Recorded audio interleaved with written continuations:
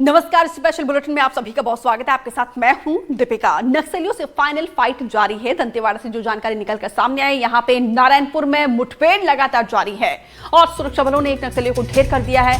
नारायणपुर में नक्सलियों के साथ मुठभेड़ को लेकर ये जानकारी आप तक पहुंचा रहे हैं। आपको बता दें कि यहाँ पे बताया जा रहा है कि 50 से ज्यादा नक्सलियों को घेर के रखा है।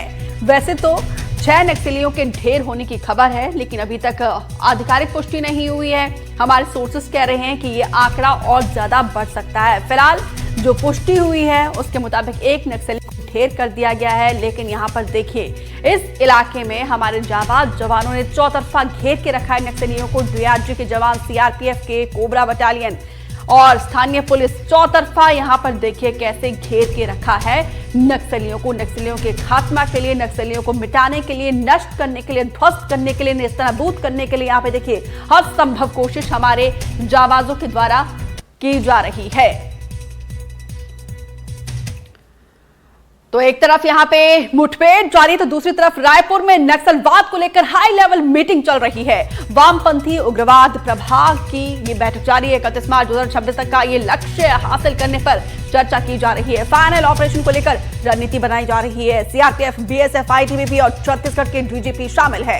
एमपी और ओडिशा समेत तेलंगाना के डीजीपी भी शामिल है। आईबी, एनआईए डायरेक्टर भी इस बैठक में शामिल है। कई राज्यों के गृह विभाग समेत अधिकारी भी इस बैठक में मौजूद है। नक्सल ऑपरेशन से जुड़े आला अधिकारी भी शामिल है। रणनीति बनाई जा रही है क्योंकि देखिए मार्च 2026 तक का ये डेडलाइन दिया गया है। उसके तहत कैसे रणनीति को और ज्यादा कुशल बनाया जाए, कैसे स्ट्रैटेजी जो है सटीक हो ताकि नक्सलवाद पूरी तरीके से मिटा दिया जाए, जड़ से उखाड़ कर फेंक दिया जाए। उसकी विचारधारा को कुचलना है, नक्सलवाद को जड़ से उखाड़ कर फेंकना है।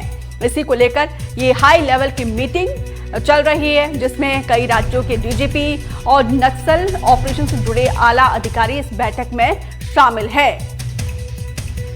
पंकज सिंह भदौरिया ज्यादा जानकारी के साथ दंतेवाड़ा से जुड़े हैं। पंकज, क्या जानकारी इस मुठभेड़ को लेकर? दरअसल दीपिका, देखिए अपने दर्शकों को हम बता दें कि यह एक बड़ी मुठभेड़ चल रही है जो कि नारायणपुर और दंतेवाड़ा जिले का जो सीमावर्ती इलाका है, अबूझमाड़ का जो इलाका पड़ता है, रेंगावाड़ा की क्षेत्र में इस मुठभेड़ को चलाया जा रहा है। वहां पता चला था कि इंद्रावती का जो दलम है, पूर्वी पश्चिमी 72वीं डिवीजन के लगभग 50 नक्सलियों की मौजूदगी थी, जिसके बाद में एक ज्वाइंट ऑपरेशन दंतेवाड़ा जिले और नारायणपुर जिले से संयुक्त निकाला गया, जिसमें लगभग 100 से 150 जवान दंतेवाड़ा के और 100 से 150 जवान नारायणपुर के थे। दोनों ओर से जवान पहुंचे हुए थे। रेंगावाड़ा के पास में नक्सलियों के साथ में सुबह से यह मुठभेड़ चल रही है, जिसमें अभी तक हालांकि पुलिस ने एक आधिकारिक पुष्टि की है कि एक हथियार सहित नक्सली बरामद हुआ है, लेकिन हमारे सोर्सेज बता रहे हैं कि इसमें 6 नक्सली मारे गए हैं, जिसमें एक प्लाटून नंबर 16 की महिला नक्सली बिमला है, जो वह भी इस मुठभेड़ में मारी गई है। इस तरीके से यह एक बड़ी मुठभेड़ है। वहाँ 50 नक्सलियों का जमावड़ा था, जिसकी सूचना पर टीम निकाली गई थी। यह जो इलाका है, मैं बता दूं कि बेहद ही संवेदनशील इलाका है। जिस इलाके पर हमारे जवान पहुंचे थे, इससे पहले जवानों का पहुंच पाना उस इलाके तक बेहद ही कठिन होता था, मगर जिस तरीके से सरकार ने एक डेडलाइन निकाली, उसके बाद जवानों ने जो उच्च मनोबल के साथ में नक्सलियों के खिलाफ जो ऑपरेशन चला रहे हैं, उस ऑपरेशन के ही परिणाम है कि माड़ के उस इलाके में जवान पहुंच जा रहे हैं जहां पर कभी पहुंच पाना बेहद ही कठिन हुआ करता था। जी बिल्कुल।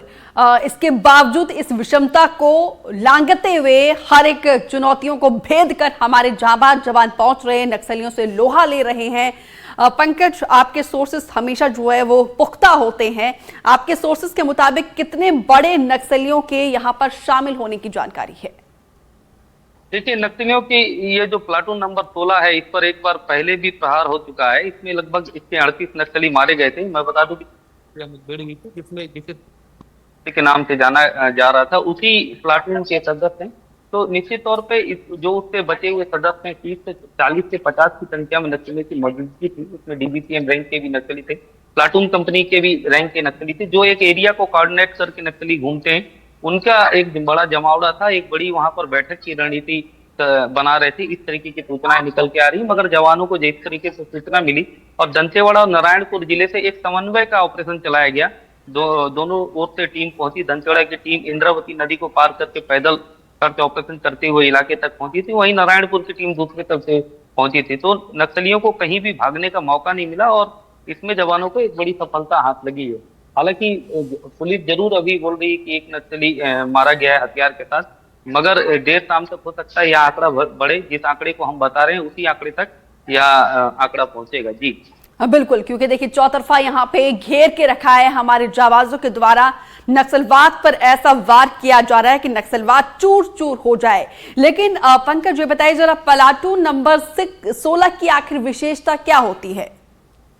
देखिए, नक्सलियों की हर जिले में जो जो नक्सलवाद का क्षेत्र है वहां पर नक्सली अपनी एक अलग अलग प्लाटून बना के रखते हैं। एक प्लाटून में लगभग वो 100 सदस्यों का दल बनाते हैं, जिसमें कई रैंक के लोग रहते हैं, डीबीसीएम, प्लाटून मेंबर, जन मिलिशिया सदस्य और जो उनके कई सदस्य रहते हैं।